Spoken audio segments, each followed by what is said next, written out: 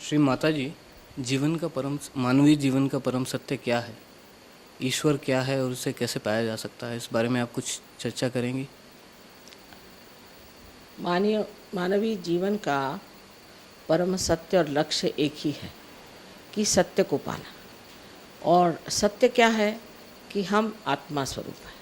ये शरीर मन बुद्धि अहंकार आदि हम नहीं, हम आत्मा स्वरूप हैं और उस आत्मा के स्वरूप को हमें पाना है। बस यही एक सत्य है और यही एक लक्ष्य है, क्योंकि आत्मा जो है ये एक सामूहिक चेतना का अवलंबन है। जी।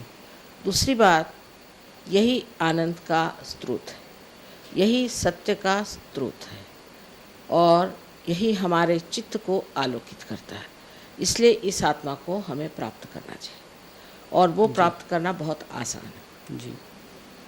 पहले तो ये देखा गया है कि ये शास्त्रों में भी लिखा है कि लोग इस सत्य को पाने के लिए कहीं कहीं भटकते फिरते थे, फिर भी बरसों तपस्या करने के बाद या किसी भी गुरु की सेवा करने के बाद भी वो ज़रूरी नहीं होता था कि वो इस सत्य को पा सकें। अभी जैसा कि मैं खुद आपके सामने जो है रियलाइजेशन ले चुका हूँ और दूसरे लोगों ने, मैंने देखा है हज़ारों लोगों ने लिया है, इतनी आसानी से लिया है, ये कैसे संभव हुआ? ये संभव होना ही था, क्योंकि हर चीज़, जैसे कि एक फूल है या पत्ती है, तो शुरुआत में आप देखते हैं कि एक पेड़ पर एक दो ही पत्तियाँ आती हैं, एक ही फूल आता है। लेकिन जैसे जैसे उसकी उत्क्रांति होती जाती है, जैसे जैसे बढ़ते जाता है, तो उस वक्त बहुत से फूल एक पेड़ पर आ जाते हैं। उसी प्रकार आज मैं इसे ब्लॉसम टाइम कहती हूँ कि बाहर आई हुई। जी। और जो लोग पहले गिरी कंदरों में परमात्मा को खोजते थे, आज एक बहुत ही सर्वसाधारण गृहस्थी में रहते हुए लोग नज़र आ रहे हैं। इन्होंने ये सारे काम कर चुके हैं। जी। और कोई सा भी आप अगर संशोधन देखें तो उसमें बड़ी तपस्या पहले होती है और वो युगों तक चलती है। फिर उसको फलस्वरूप वो सब समाज हित के लिए, सबके लिए हितावह होते हुए और वो साध्य भी हो जाती है। जैसे आप बिजली को देखिए, आप इसको पाने के लिए कितनी मेहनत की गई थी, लेकिन आज हर एक ग्रामीण भाग में आप बिजली पाते हैं। राइट। तो वो समय आना पड़ता है। जी। एक और प्रश्न ये है कि कुंडलिनी क्या है और इसकी जागृति कैसे होती है? सत्य की खोज में मेरे ख्याल से कुंडलिनी ही एकमात्र मार्ग है जिससे सत्य को पाया जा सकता है। इसकी जागृति कैसे होती है? कुंडलिनी हमारे अंदर एक जीवंत व्यवस्था है। जैसे हमारे अंदर हृदय है और हमारे अंदर अनेक शक्तियाँ कार्यान्वित होती हैं, उसी प्रकार हमारे अंदर कुंडलिनी नाम की शक्ति जो है सुप्तावस्था में त्रिकोणाकार अस्थि में, जिसे कि सेक्रम अंग्रेजी में कहते हैं। सेक्रम का मतलब होता है सेक्रेट। जी। तो ऐसी ये एक शक्ति है जिसे हम कहते हैं कि ये शक्ति शुद्ध इच्छा है। बाकी सारी इच्छाएं आप इकोनॉमिक्स में जानते हैं कि कोई सी भी इच्छाएं जो हैं, कहा जाता है कि in general they are not satiable. एक इच्छा हुई, फिर दूसरी इच्छा हुई, फिर तीसरी इच्छा हुई, और जो इच्छा पूर्णित भी होती है उससे सुख नहीं मिलता, समाधान नहीं मिलता। पर ये शुद्ध इच्छा है। और शुद्ध इच्छा, चाहे आप इसके बारे में चेतित हो या न हो, पर शुद्ध इच्छा ये है कि हमें परमात्मा की जो चारों तरफ फैली चराचर में शक्ति है उससे एकाकारिता आनी चाहिए। जी। क्या ये हर एक साधारण इंसान के लिए उतना ही आवश्यक है कि वो साधारण के ही जल्दी होती है। जी। कोई अपने को बड़ा असाधारण समझता है तो उसकी समझ से उसमें इतना अहंकार आ जाता है कि उसमें कुंडलिनी खुद ही मना करती है। और हर एक मनुष्य की अपनी व्यक्तिगत अपनी माँ है ये। और वो जैसे कि टेप रिकॉर्ड होता है, उस तरह से इसने सब कुछ टेप कर लिया है और वो सब जानती है कि आप कहाँ तक क्या हैं, और उसी के अनुसार वो स्वयं उसको स्वयं चालित है और वो इस तरह से इस चक्रों को जानती है कि तो आपके कौन से चक्र खराब हैं और उसका उठना कहाँ तक ठीक है। कुछ लोगों में तो मैंने देखा है कि उनके असामाजिक व्यवहार के कारण, उनकी स्वार्थ के कारण, उनके धर्मांधता के कारण और कभी कभी उनकी दुष्टता के कारण कुंडलिनी एकदम हताहत दुर्बल हो करके जैसे कोई बड़ी जख्मी शक्ति की तरह पड़ी रहती है। उसको उठाना बहुत कठिन होता है। जी।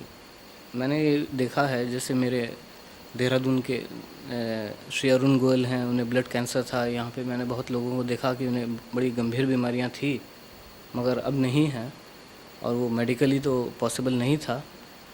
तो ये इस सहज योग के द्वारा ये किस प्रकार संभव है? कुंडलिनी जब जागृत हो जाती है तो वो हमारे 7-6 चक्रों में से गुजरती है, जी। और ये शक्ति जब इन 6 चक्रों में से जाती है तो उसके अंदर बसे हुए जो उन चक्रों के अधिष्ठित देवता लोग हैं वो जागृत हो जाते हैं, और वो अपनी शक्ति को प्रदान करते हैं, और उस शक्ति से मनुष्य ठीक हो जाता है। अब ये कि आजकल के युग में कोई देवता की बात करे तो लोग उसे समझ नहीं सकते, पर जो है सो सत्य मैं आपसे बता रही हूँ। जी।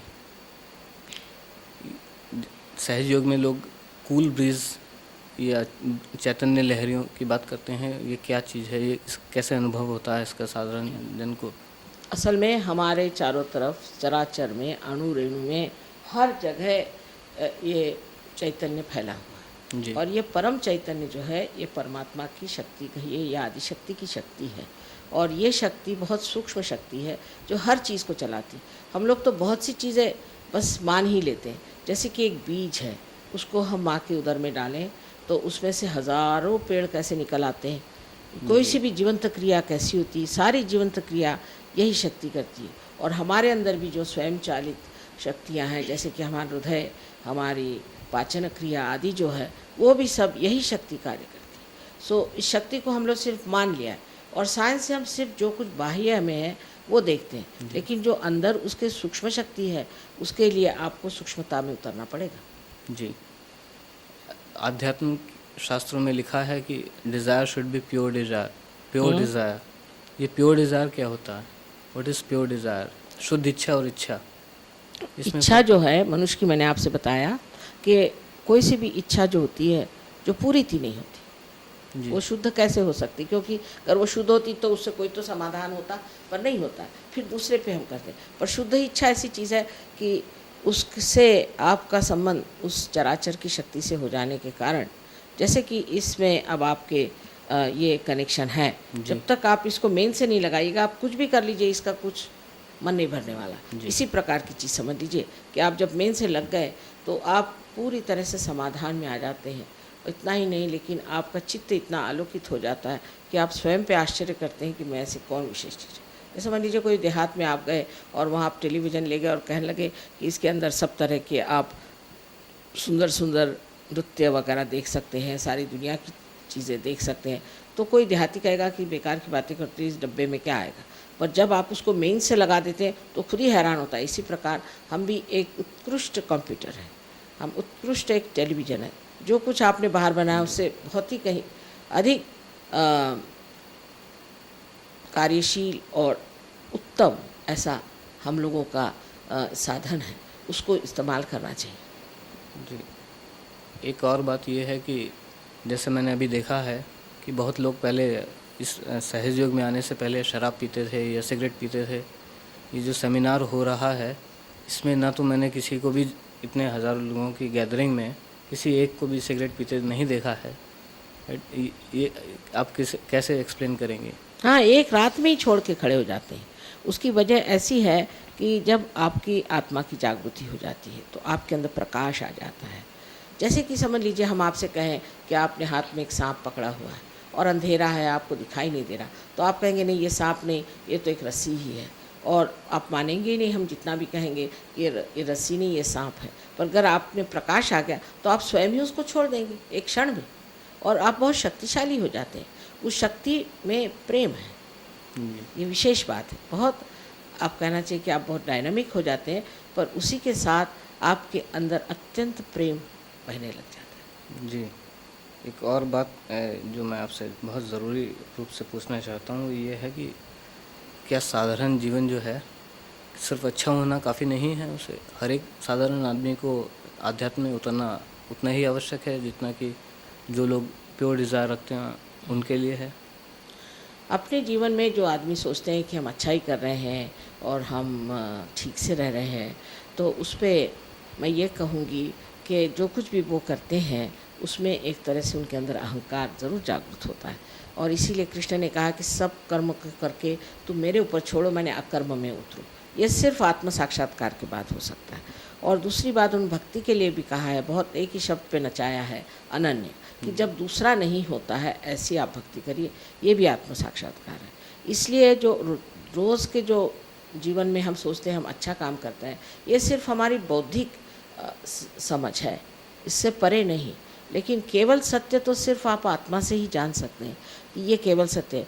इसीलिए सहयोग में आप देखिए हर आदमी वही बात कहेगा, कोई ऐसा नहीं होगा कि एक आदमी एक बात कहेगा, दूसरा आदमी दूसरी बात कहेगा, कोई वाद विवाद का सवाल ही नहीं आता है, एक दूसरों का मज़ा उठाने के सिवाय कुछ और होता ही नहीं। जी, आपने जैसे बताया आपके मुताबिक हर एक आदमी के लिए अभी आध्यात्म में उतरना बहुत आवश्यक हो चुका है, लेकिन वो आध्यात्मिक और सांसारिक जीवन में कैसे समन्वय कर पाएगा? वो बहुत ज़्यादा हो जाता है, क्योंकि परिवर्तन आ जाता है, मनुष्य में परिवर्तन आ जाता है, उसके अंदर का अहंकार ढल जाता है, उसके अंदर में जो कुछ उसमें कुसंस्कार हैं, कंडीशनिंग्स हैं, वो गिर जाती हैं, और मनुष्य एक स्वस्थ, एक बहुत प्रेममय और एक बहुत ही समझदार, वाइस जिसको कहते हैं, इस तरह का इंसान बन जाता है। तो ऐसे आदमी के साथ जीवन बिताना तो बड़ी मज़े की चीज़ है जी। और इससे बच्चे भी बहुत अच्छे हो जाते हैं और आपस के संघर्ष कम हो जाते हैं। संघर्ष इसलिए आते हैं क्योंकि हम अज्ञान में, अंधकार हो उस वक्त सब लोग बैठे रहते हैं, उनको ये नहीं पता कि हमारा एक दूसरे से रिश्ता ही क्या है। अगर वो चलने लग जाए तो चारों को अपने पैर से कुचल देंगे, किसी को गिरा देंगे, किसी को मार देंगे, पता ही नहीं चलेगा। पर अगर जब प्रकाश आ जाएगा तो वो देखते हैं कि ये यहाँ, हम यहाँ, हमारी ये जगह, उनकी वो जगह, कोई किसी की भी स्वतंत्रता को किसी का आक्रमण नहीं करता। जी, अब हम ये मान लेते हैं कि हर साधारण इंसान ये समझ गया है कि उसे अध्यात्म में उतरना है, इसके लिए उसे किसी गुरु की ज़रूरत होगी, तो वो मिथ्या गुरु या सत्य गुरु, सद्गुरु, इसमें कैसे पहचान कर पाएगा? सद्गुरु के पहचान के अनेक लक्षण बताए गए हैं, सभी सद्गुरुओं ने इसके बारे में लिखा है, पर एक सर्वसाधारण एक सद्गुरु के बारे में ये सोचना चाहिए कि उसका चित्त कहाँ रहता है। उसका चित्त गरीबों में, तंग हुए लोगों में, उनकी परेशानियों में, उनकी आफतों में, उनके सारे जीवन में ही आप देखेंगे शुरू से ही। जैसे कि इस वक्त में हमारे यहाँ अपने देश के आज़ादी के लिए संघर्ष हुए थे, तो इन संतों ने, जैसे टुकड़ू जी महाराज वगैरह ने उसमें ये किया था। फिर गाड़गे महाराज वगैरह जो लोग थे, इन्होंने गरीबों की सेवा के लिए बहुत कुछ किया। तो इनका सारा चित्त वहीं रहता है। और रईस लोग और बड़े सक्सेसफुल लोग और बड़े, जिसको कहना चाहिए कि यशस्विता के चरम सीमा पे पहुँचे हुए लोग, जो राजकारण में बड़े ऊंचे पहुँचे हुए लोग हैं, उनसे दूर भागते हैं जी। उनसे चाहते हैं कि उनसे दूर ही रहें, और उनसे कोई उनको मतलब नहीं रहता। उनको मतलब उन्हीं लोगों से रहता है कि जो बिल्कुल बहुत नीचे स्तर पे हैं, जो बहुत दुखित हैं और उनके लिए बहुत दुखी भी रहते हैं। ये एक पहली पहचान तो ये है। दूसरा ये कि जो सद्गुरु होता है उसको आपके पैसा या आपकी कोई सी भी दुनियाई चीज़ में कोई भी इंटरेस्ट नहीं होता, कोई इंटरेस्ट नहीं होता। वैसे भी उसको पैसे की बात समझ ही में नहीं आती जी, कि पैसा क्या चीज़ है, बैंक की क्या चीज़ है, बिल्कुल इकोनॉमिक समझ ही में नहीं आता उसको। और वो बहुत दानी होता है, जो चीज़ हाथ में आए वो दान करते जाता है। हमारे घर में तो सब लोग डरते ही रहते हैं कि एक दिन ये सारा घर ही दान कर देंगे सब। हमारे घर वाले तो बहुत घबराते हैं हमसे कि इन्होंने न जाने कितनी चीज़ें दान कर दिया अभी और क्या करने वाली हैं। जैसा कि अभी देखने में आ रहा है कि पश्चिम में तेज़ी से राजनीतिक परिवर्तन हो रहे हैं, मार्क्सवाद एकदम ख़त्म हो चला है और टूटने लगे हैं ये देश। इसमें एकदम नए राजनीतिक समीकरण तैयार होने लगे हैं, चाहे वह देश चेकोस्लोवाकिया हो, रोमानिया हो या रूस हो। इसका ये सब एकदम से क्यों हो रहा है पूरे संसार में? आपको विश्वास नहीं होगा, लेकिन योगा सेमिनार रशिया में हुआ था। जब उन्होंने मुझे बुलाया, मैं पहले रशिया हो आई थी, काफ़ी काम हो चुका था और सब ने कहा कि आप क्यों जा रहे हैं, तो मैंने यही कहा कि वहाँ सब योगा सेमिनार में ईस्टर्न ब्लॉक के लोग आएंगे। ईस्टर्न ब्लॉक के लोग आए, मुझे सिर्फ 45 मिनट मिले थे। 30 मिनट तो मैंने सहयोग के बारे में बताया और 15 मिनट में उन लोगों का आत्म साक्षात्कार हो गया। और जैसे मैं हॉल से बाहर निकली, वो सब छोड़ छाड़ करके बाहर चले आए, कोई अंदर बैठा ही नहीं। फिर उन्होंने अपने एड्रेसेस दिए, उसमें सब इन्हीं देशों के लोग थे, क्योंकि ये सहयोगी थे। जैसे ये वापस गए तो वहाँ ट्रिगरिंग हो गया।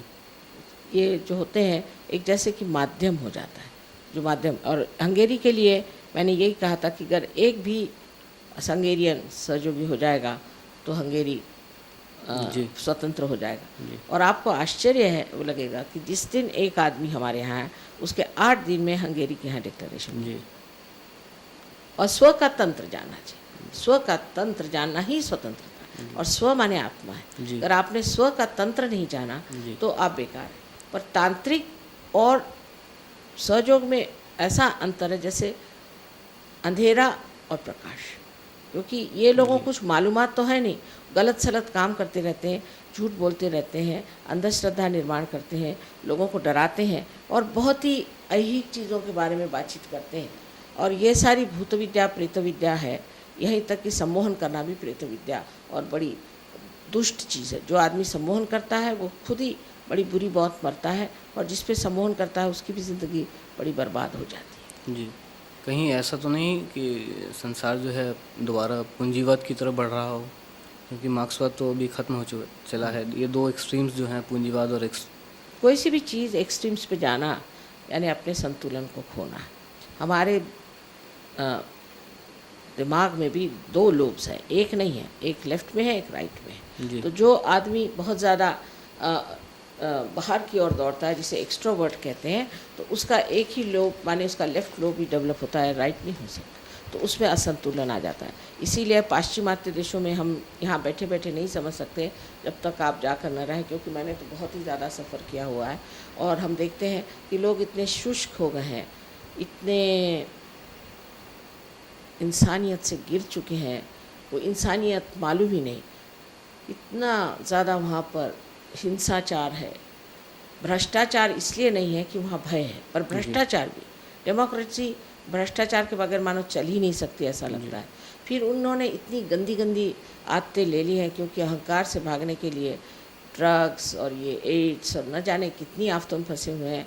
मैं तो देखती हूँ अमेरिका में अधिकतर लोग बहुत ही नर्वस हैं, और उनके सारे नर्व्स जो हैं वो बिल्कुल पूरी तरह से अब कहना चाहिए कि जर्जर हो गए। जी और जो बाकी के लोग हैं वहाँ पर उनको भी स्किज़ोफ्रेनिया, किसी को कुछ ऐसी ऐसी बीमारियाँ हैं कि हम हिंदुस्तान में इसे देखते भी नहीं। जी तो उनमें क्या है कि संतुलन नहीं रह गया। तो जो लोग साइंस के पीछे में भागते हैं उनको पता होना चाहिए कि साइंस में मानवीय जीवन के लिए सिर्फ एक साधन मात्र है, वो सब कुछ नहीं हो सकता। उसकी अपनी भी परिसीमा है, उससे बाहर वो नहीं जा सकता।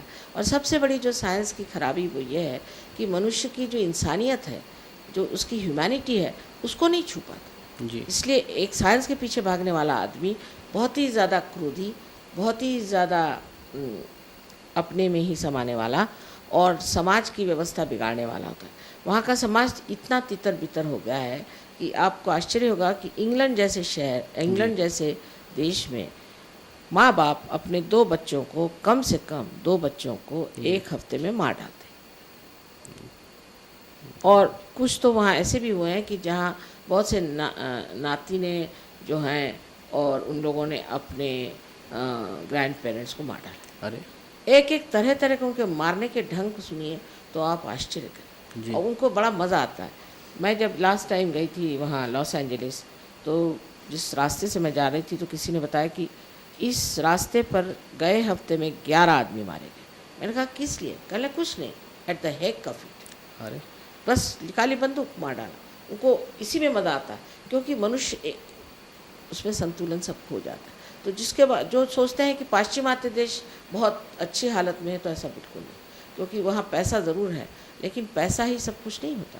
पूंजीवाद के ओर जाने वाले लोगों को पता होना चाहिए कि पूंजी से ही सब कार्य नहीं। जी हाँ, अब जैसे कि है, आप कह सकते हैं समाजवाद जहाँ हुआ, जहाँ पूंजीवाद नहीं, वहाँ भी अतिशयता हो कि पावर की तरफ जाने से उस तरफ ध्यान नहीं दिया गया, जो बहुत ज़रूरी चीज़ है। पर तो भी मैं कहूँगी कि रशिया के लोग बहुत बढ़िया लोग, जी क्योंकि वहाँ की गवर्नमेंट ने जो भी उनके साथ किया, उनका दिमाग जो है उसमें किसी भी तरह की धर्मांधता नहीं है, अंधश्रद्धा नहीं है, और कोई भी धर्म का उनके ऊपर, मतलब मनुष्य के बनाए हुए धर्म का उनके ऊपर पगड़ा नहीं है। वो लोग किस तरह से, एक तरह से बड़े स्वतंत्र विचार के लोग हैं, पर उनको राजकारण में वो फंसे नहीं, राजकारण से उनका मतलब नहीं था। और अब जब हम जब वहाँ पहुँचे तो मैं इतने आश्चर्य में हूँ कि वहाँ लोगों ने श्री चक्र पे भी काम किया है जी और इतनी हमारे शास्त्रों की उन्होंने मतलब इतना अध्ययन किया हुआ, उनको इतना मालूम है जी और बड़े सुलझे हुए लोग हैं।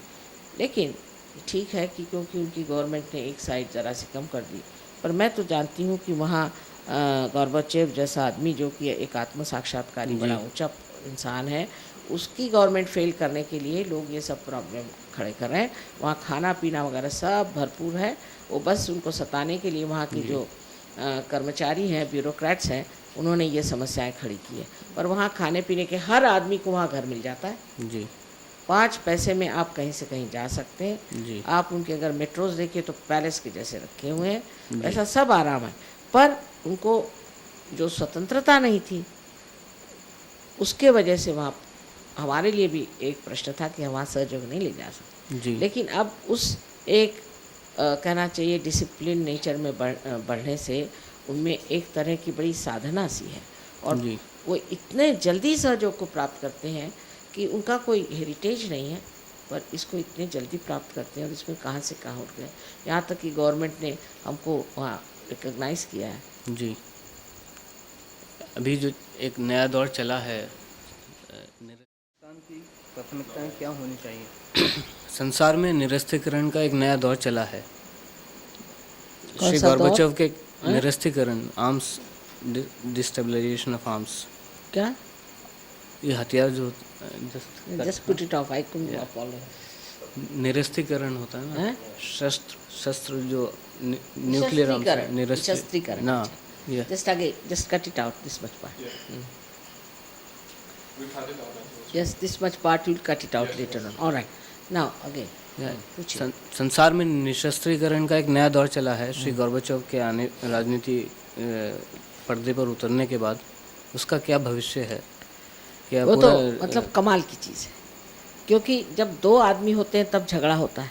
जी एक हाथ से तो ताली नहीं बज सकती। उसका ये प्रत्यंतर है कि जो एक हाथ हट गया जी तो अब दूसरा हाथ क्या करे। उन्होंने अपने को पूरी तरह से और बड़े ईमानदारी के साथ अपने को हटा लिया। उसको हटाते ही दूसरा जो हाथ था उसको अब समझ नहीं आ रहा क्या करें। जी तो एक तरह से निशस्त्रीकरण तो करना ही पड़ेगा, और ये अगर पहले हो जाता तो बहुत ही अच्छा होता, पर सारी चीज़ का समय आना पड़ता है। तो उन्होंने निशस्त्रीकरण के बारे में बड़ी ईमानदारी से इसका कार्य किया हुआ और उसके मामले में किसी को शक नहीं। अब ये हो रहा है कि फिर काय को शस्त्र आप रखें, लेकिन अब भी कुछ देश हैं ज़िद्दी लोग, वो सोचते हैं कि नहीं ऐसे कैसे हो सकता है। उनको अभी भी अपने संरक्षण के लिए सोचते हैं कुछ रखना चाहिए, पर कोई संरक्षण की ज़रूरत ही नहीं। अगर आप निशस्त्र हैं तो आप बहुत ज़्यादा संरक्षित हैं। जी जैसे हम सहयोग में ये सोचते हैं कि अगर आप संत हैं तो आपको किसी के ऊपर कोई भी आक्रमण करने की ज़रूरत नहीं, जी क्योंकि आपके पास पूरी शक्तियाँ परमात्मा की हैं। कौन आपको हाथ लगा सकता है? और कुछ थोड़ा बहुत हो भी गया तो ठीक हो सकता है। जी। ये जो शांति की स्थापना के लिए यूएनओ की स्थापना हुई थी और ये काफ़ी समय पहले हुआ था, मगर मैं देखता हूँ और आपने भी देखा होगा कि ये कितना कई बार ये निरर्थक रहा है। उसकी वजह ये है कि युद्ध रोकने के लिए या फिर शांति स्थापित करने के लिए वीटो पावर भी कुछ नेशंस रखते हैं। They always veto it against each other. वो न्यूट्रलाइज हो जाते हैं जो कमज़ोर देशों के जो प्रस्ताव होते हैं, शांति प्रस्ताव। वो तो आप यूएनओ का फ्यूचर क्या देखते हैं और वो संसार में शांति या यूनिटी लाने के लिए कितना सफल हो पाएगा? असल में आपको ये सोचना चाहिए कि जो लोग शांति प्रस्तापित करना चाहते हैं वो स्वयं शांति में है या नहीं, उन्होंने शांति को प्राप्त किया है या नहीं, स्वयं वो अशांत हैं। फिर यूएन का जो पूरा संगठन है वो बना हुआ है अनेक देशों पे। अब अनेक देशों में अनेक तरह की प्रणालियाँ और अपनी विचारधाराएं हैं, गतिविधियां हैं, और वो उसी चीज़ को मान्यता देते हैं कि अगर कोई सोचता है कि मैं सही हूँ तो सोचता है यही सही है। वो ये नहीं सोचता कि मुझे शांति रखनी है। तो ये डावाडोल, जैसे समझ लीजिए इनकी जो इमारत है एक डावाडोल चीज़ पर खड़ी हुई है। पर अगर इसमें के लोग स्वयं उस शांति को प्राप्त करें अब आपको सुनकर खुशी होगी कि यूएनओ में भी सहयोग मेडिटेशन सेंटर बन गया। जी उसमें अगर ये मेडिटेशन से इस शांति को प्राप्त कर लें जी तो उनके अंदर वो एक मूक शक्ति आ जाएगी जो कार्यान्वित होगी, और इतना ही नहीं, उनके जीवन का असर भी लोगों पर पड़ेगा। जी अभी तो हर जो कोई भी वहाँ सेक्रेटरी जनरल होता है उसको हर देश को खुश करना पड़ता है, क्योंकि वो देश उन्हें पैसे देते हैं, और अगर ज़रा सी कोई बात हो जाए तो देश नाराज़ हो जाता है।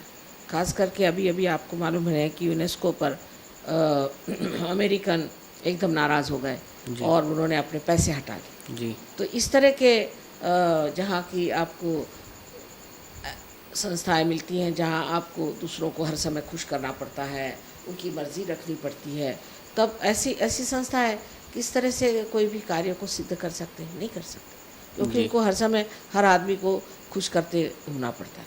हाँ, पर अगर इसमें जो नियुक्त लोग हैं वो सिद्ध हो जाएं, और जिन्होंने इनको नियुक्ति दी है वो साफ साफ कह दें कि इनकी नियुक्ति में हम कोई भी बीच में दखल नहीं करें, जी तब फिर कार्य हो सकता है। उसके लिए सहयोग फैलना बहुत ज़रूरी है जी कि जहाँ जहाँ सहयोग फैला है वहाँ वहाँ लोग शांति में, आनंद में हैं, और वो चाहते हैं कि सबको ही शांति मिले। जी लेकिन जिनको यहाँ शांति के पुरस्कार भी मिलते हैं, बड़े अशांत लोग हैं। मैंने देखा है कि इनको शांति के पुरस्कार कैसे मिले पता नहीं, अंदर से तो इतने अशांत है, ऊपर से इनको शांति के पुरस्कार दिए जा रहे हैं। वह बड़े आश्चर्य की बात है। जी कुल कितने देशों में सहयोग फैल चुका है अब तक? अभी तो मेरे ख्याल से 36 देशों में है, हिंदुस्तान छोड़ करके, पर अब कहना चाहिए हिंदुस्तान मिला के, रशिया मिला के 38 नेशंस में हमारे बहुत ज़ोरों में काम चल रहा है। इसमें पर ऐसे हर एक देश में है, सिएरा निवाड़ा है, ये है वो है, ऐसे छोटी छोटी जगह बहुत है। और साउथ अफ्रीका में 2000 लोग सहयोग कर रहे हैं। जी, ये बड़े आश्चर्य की बात है। बहुत आश्चर्य। जी, राजनीति से इस संबंध एक और सवाल मैं पूछना चाहता हूँ, हिंदुस्तान की राजनीति से। हिंदुस्तान में भी अभी एक बहुत बड़ा राजनीतिक परिवर्तन आया है। पहली बार ऐसा लगा है कि लोगों ने क्लियर जो गवर्नमेंट के रूलिंग गवर्नमेंट के खिलाफ कोई क्लियर वो वीटो किया हो। नई सरकार हर जगह आई है, चाहे वो दक्षिण हो या उत्तर हो, हर जो रूलिंग पार्टीज़ थी उन्हीं के खिलाफ वोट दिया गया। और अभी लोग एक बिल्कुल नया पर्दा जो राजनीति का आया है, उसका वो भविष्य में किस रूप को धारण कर सकता है? मतलब हिंदुस्तान के लोग भ्रष्टाचार से हमेशा तंग आ जाते हैं, लेकिन भ्रष्टाचार से तंग आने पर भी जिन लोगों को उन्होंने सिलेक्ट किया है, जब तक वो इस सत्य को न जाने कि भ्रष्टाचार हटाने के लिए हमें यहाँ लाया गया है और हमें हर हालत भ्रष्टाचार हटाना चाहिए, और ऐसे लोग कि जो भ्रष्टाचार में रत हैं उन लोगों को बिल्कुल ही निकाल देना चाहिए, उनसे कोई संबंध ही नहीं रखना चाहिए।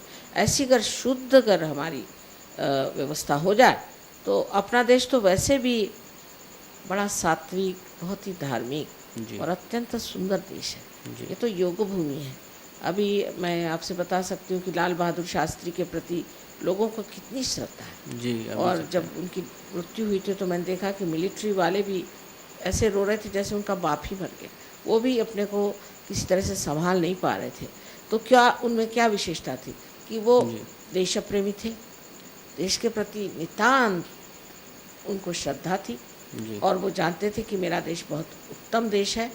और दूसरी बात ये है कि देश का पैसा खाना, लोगों का पैसा खाना और इस तरह की मतलब बहुत ही गिरी हुई बातें वो कभी सोच भी नहीं सकते।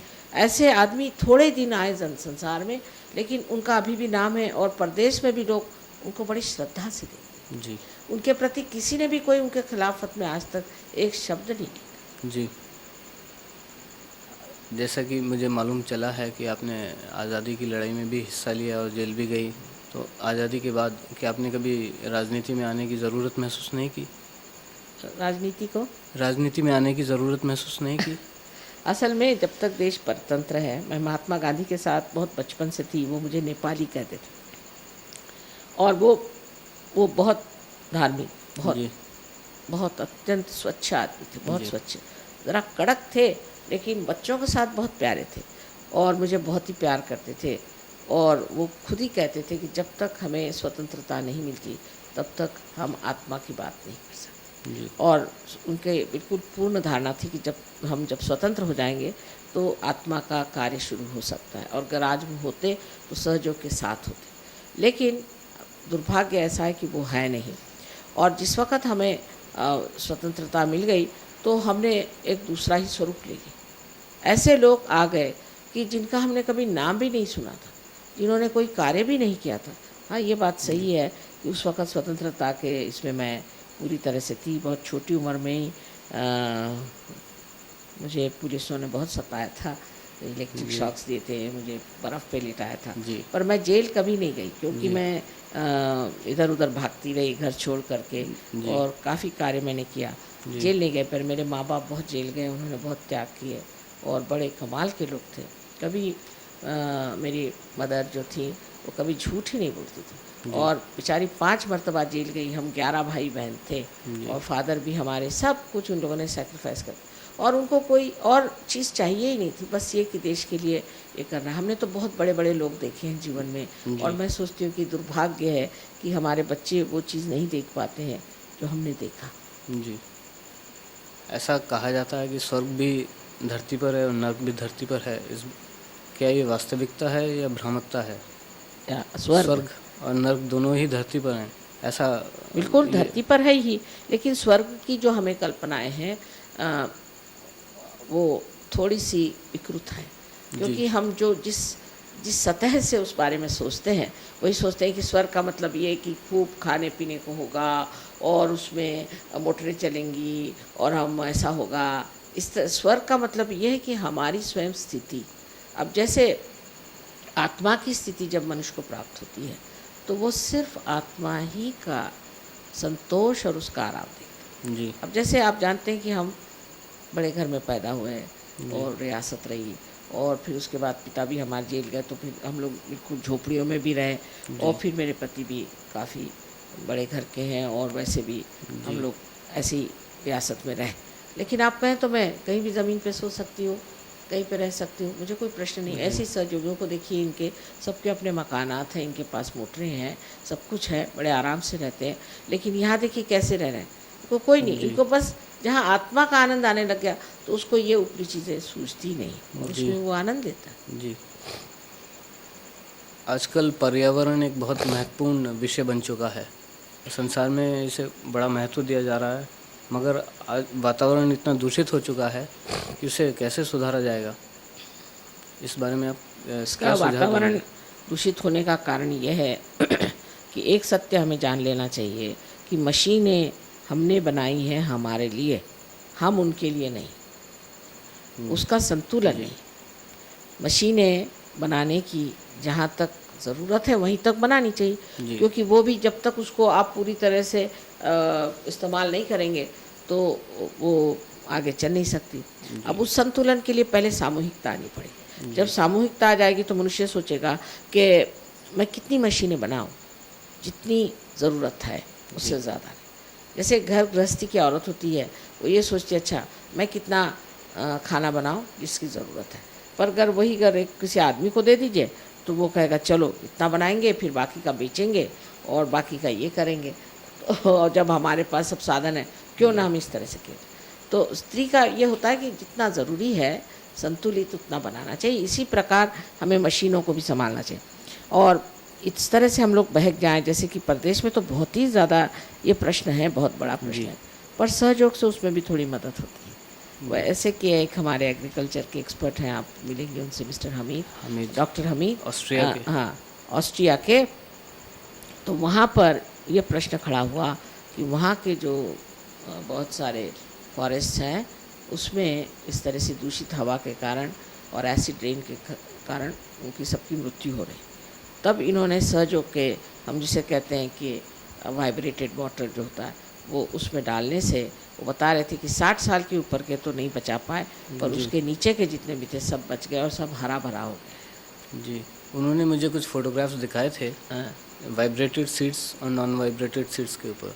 वाइब्रेटेड सीड्स का जो प्रोडक्शन था वो नॉन वाइब्रेटेड सीड्स की अपेक्षा 30% अधिक था। बहुत अधिक होता है। तो ये वाइब्रेशन से क्या उसमें प्रक्रिया शुरू हो जाती है?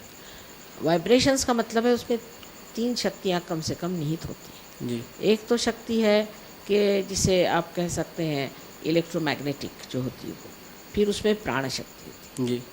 ये दोनों राइट साइडेड शक्तियाँ, और दूसरी जो शक्ति होती है वो है मनस शक्ति।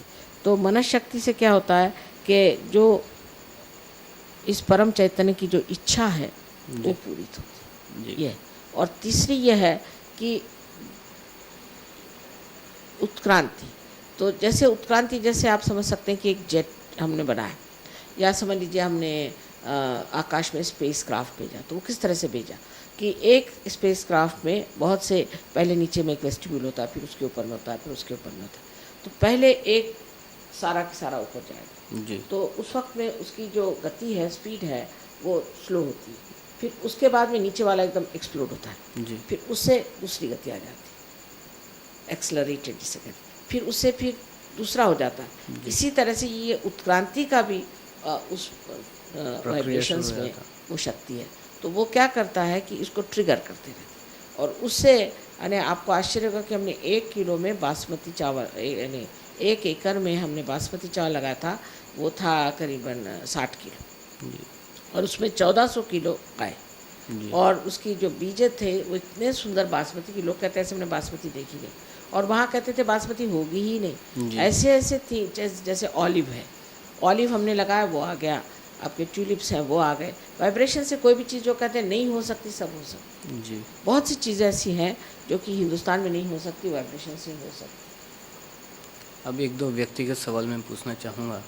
मैंने जितनी बार भी आपके दर्शन किए हैं, या उनका मुझे लाभ लाभ मिला है दर्शनों का, मैंने ये नोट किया है कि आपको फूलों का बेहद शौक़ है, और उसमें भी ख़ास तौर पे गुलाब का। इसके नहीं, गुलाब का ऐसा नहीं, मुझे सभी फूलों से शौक़ है, पर मुझे सुगंध अच्छी लगती है, क्योंकि सुगंध जो है वो पृथ्वी का कॉजल है, जैसे कि जी, कहना चाहिए कि उसी से पृथ्वी बनी हुई है। और क्योंकि पृथ्वी तत्व बहुत महत्वपूर्ण चीज़ है, इसलिए मुझे सुगंध कोई सी भी, वो जो कि कृत्रिम ना हो, जी, जो नेचुरल है, वो अच्छी लगती है। और मुझे और भी एक शौक़ है, बच्चों का मुझे बहुत शौक़ है। जी, मुझे कि आप 100 बच्चे भी दे दीजिए तो मैं सब दुनिया भूल करके बैठ जाऊँगी। और जी, फूलों का मुझे शौक़ ऐसा नहीं कि मुझे फूल चाहिए, पर अगर कुछ देना ही है तो मुझे फूल ही दे दीजिए, जी, और कुछ नहीं चाहिए, ऐसा मैं कहती हूँ। पर मुझे कोई ऐसा नहीं है कि मैं इतना मुझे शौक़ है कि मैं फूलों के पीछे मैं बिल्कुल आप फूल दीजिए, नहीं तो इधर, ऐसे नहीं। लेकिन ये कि फूल जितने संसार में ज़्यादा बढ़ेंगे उतना हमारा जीवन सुगंधमय हो जाएगा। और फूलों से बहुत कुछ सीखने का भी है कि जी, कितना एक क्षणिक भर रहता है, लेकिन वो सबको सुगंध देता है, और कैसी शोभा बढ़ाता है सबकी, जी, उससे बहुत कुछ सीखने का है। और जी, फूल जो है ये एक चरम सीमा में पहुंचा हुआ एक पेड़ का एक प्रतीक है, जी, और उस फूल ही से फिर फल बनते हैं, इसलिए ये बड़ा प्रतीक रूप भी है। और आप जानते हैं कि सारे जितने भी आध्यात्मिक लोग हो गए, उनको फूलों से बहुत प्रेम रहा है, जी, और निसर्ग से भी बहुत प्रेम रहा। पर अब समय कहाँ है कि निसर्ग से प्रेम करें, पर सबसे ज़्यादा प्रेम तो मनुष्य से करना चाहिए, जी, क्योंकि मनुष्य में सबसे निसर्ग सबसे ज़्यादा प्लावित हुआ है। जी, सिर्फ उसमें जो कुछ बादल आए हैं उसको अगर हटा दीजिए तो मनुष्य से बढ़ के और कोई सुंदर चीज़ नहीं। जी, परमात्मा ने सबसे उच्चतर चीज़ मनुष्य को बनाया, जी, सिर्फ अभी तक उसने अपना ठौर नहीं पाया। जी, जिस दिन वो पा लेता है तो वो तो इतना बढ़िया हो जाता है। अब देखिए इन लोगों को ये आपस में कैसे प्रेम से रह रहे हैं। जी, 36 देश के लोगों ने कोई झगड़ा नहीं, तंटा नहीं, कोई बात नहीं, आपस में इनका प्रेम देख कर ही मेरा तो जी इतना खुश हो जाता है। जी। आपको संगीत का भी बहुत शौक़ हाँ, रहा है। ऐसे तो मुझे सभी कलाओं में बहुत ये है। मुझे, आप जानते हैं, मुझे शिल्पकला और हस्तकला और संगीत, इसके अलावा आर्किटेक्चर, सभी चीज़ों में मुझे बहुत रुचि है, हर एक चीज़ में। यहाँ तक मेडिकल में भी मुझे बहुत रुचि है। और ज्ञान जो है सब अपने ही दिमाग में होता है। जी, जो कुछ साइंटिस्ट जानते हैं, जो बाहर है, आया है, जो बाहर है, जी, उसे देखते हैं, पर जो निहित है अगर उसको जानने की आप में शक्ति हो तो आप हर एक सब्जेक्ट को जान सकते हैं। जी, जैसे कि आप यहाँ पूछ सकते हैं, एक साहब ने आके मुझे जेनेटिक्स के बारे में पूछा, और मैंने सोचा कि इनको ज़रूरी बताना, तो उन्हें बहुत सी ऐसी बातें बता दी, और वो कह रहे हैं अब उसका रिसर्च हो रहा है। किसी ने कुछ पूछा उस पर मैंने बता दिया। पर ऐसा है कि जो पूछने वाला हो वो भी एक अधिकारी होना चाहिए।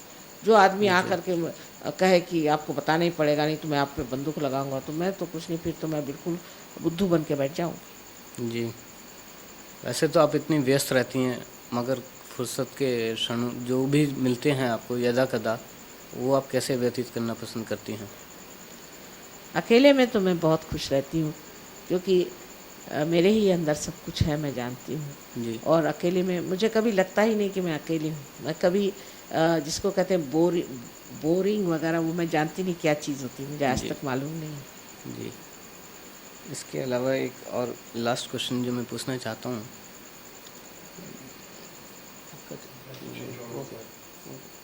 Do you have a few minutes? About 4 minutes? 2 minutes. 3 minutes? हाँ, चलो पूछ लो।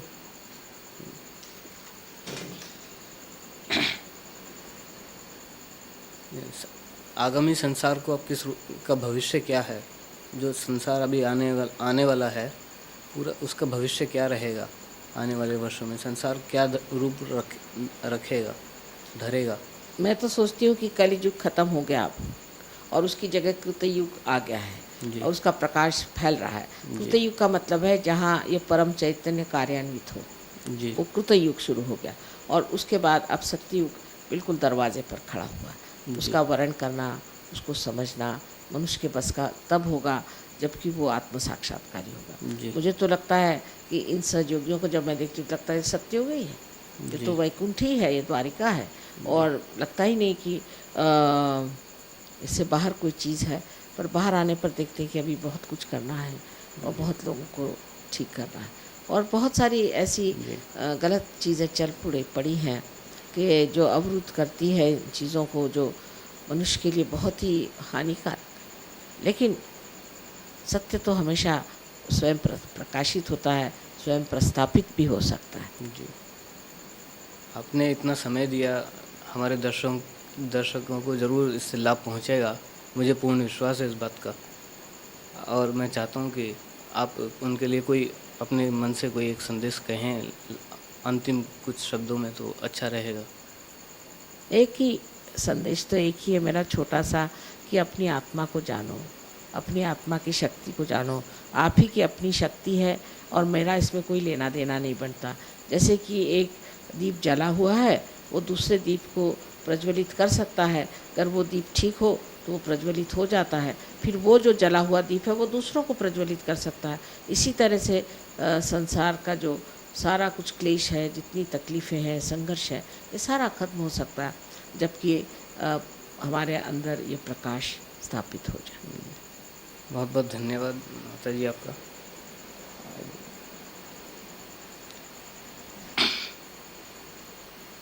Done? Yes, right. All right.